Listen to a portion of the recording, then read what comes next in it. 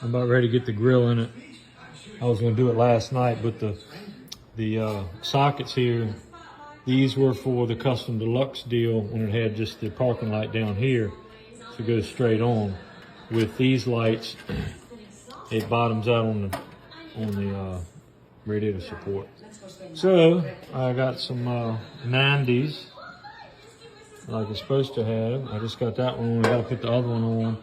This bottom trim piece right here still had the blue wrapping all over it and had a bunch of marks from the glue and all. So I took it off, got the rest of the blue stuff off, got the glue off, and also put the sheet metal nuts on there. They just had regular nuts on there and it was all loose.